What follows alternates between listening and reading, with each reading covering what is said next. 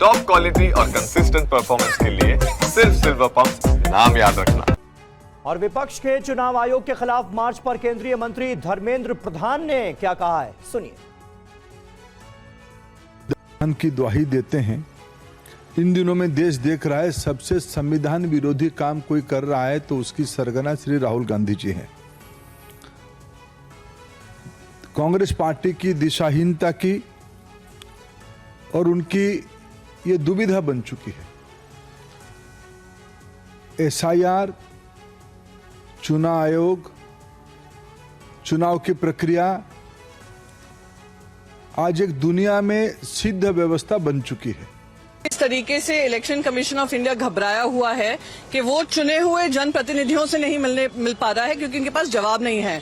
बहुत सारे सवाल, तथ्यों के साथ सवाल हमने उठाए हैं। वोट की कैसे हेराफेरी हो रही है, चोरी हो रही है, डकैती हो रही है और भारतीय जनता पार्टी के निर्देश अनुसार काम हो रहा है, उस पर हम सवाल उठा रहे हैं।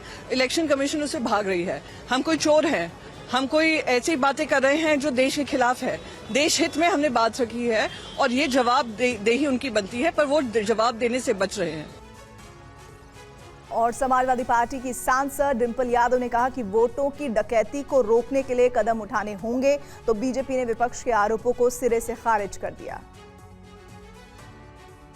आयोग जागे और इस बात को एक्सेप्ट करें कि जिस तरह वोटों की डकैती लगातार हो रही है और जिस तरह सभी उपचुनावों में और चुनावों में भी देखने को मिला है कि ये वोट प्रतिशत जो बड़ा है, कुंदरकी विधानसभा का हम अभी ले रहे हैं कि जहाँ 77% बीजेपी वोट मिल रहा है, तो ये आखिरकार 77% बीजेपी वोट पहुंचा कैसे, ये अपने आप में दर्शाता है कि चुनाव आयोग आंखें मूंद कर बैठा हुआ है। जाने का उनका अधिकार है, उनके मांग में कोई दम है क्या, आप मुझे बताइए। तो चुनाव आयोग ने बार बार कहा, अभी तक बिहार में एक व्यक्ति ने आपत्ति नहीं दी है, पार्टी ने नहीं दी है।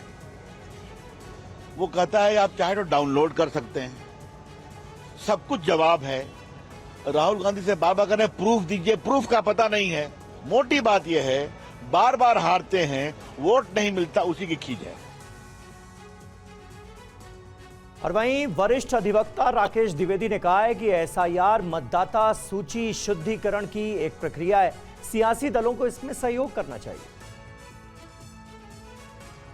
जो पॉलिटिकल पार्टीज कर रही हैं वो क्या है, और जो कि अदालती लड़ाई भी इसमें लड़ी जा रही है। तो अब जो बिहार में एसआईआर प्रक्रिया है वो लगभग आपने आधे दौर में पहुंच चुकी है, तब आप किस तरीके से इस मामले को देखते हैं? बजाय अवरोध पैदा करने के, जी, दुष्प्रचार करने के, वो उसकी शुद्धिकरण की जो प्रक्रिया चल रही है जी, उसमें भाग लें। अभी किसी ने, ये तो ड्राफ्ट रोल है, हम खुद ही मांग रहे हैं कि आप ऑब्जेक्शन दाखिल करिए, क्लेम दाखिल करिए, करेक्शन एप्लीकेशन दाखिल करिए। तो ऐसी स्थिति में अखबारों में और मीडिया में चिल्लाने से शुद्धिकरण कैसे होगा? जहां जाना चाहिए वहां पर कोई नहीं जा रहा है। अधिकार मिला है, आप उसका सदुपयोग न करके केवल अवरोध, तो केवल अवरोध करने से अगर शुद्धिकरण में मदद होती है तो करते रहिए। यूपी के उप मुख्यमंत्री केशव प्रसाद मौर्य ने विधानसभा में विपक्षी नेताओं के हंगामे पर TV9 से खास बातचीत की। विपक्ष के पास मुद्दों की कमी है। उन्होंने कहा कि समाजवादी पार्टी सदन का समय बर्बाद कर रही है।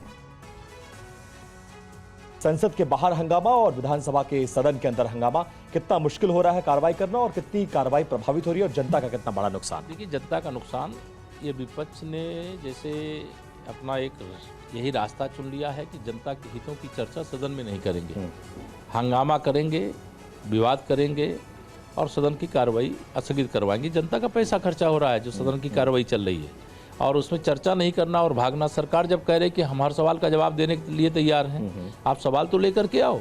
अगर सवाल नहीं है तभी भागते हैं, हंगामा करते हैं। अगर सवाल है तो लेकर के आओ, हर सवाल का जवाब दिया जाएगा। अखिलेश यादव का आक्रामक तेवर JPNIC के बाहर से लेकर आज संसद के बाहर बैरियर तोड़कर घुस गया और बहुत दमखम के साथ प्रचार चल रहा है।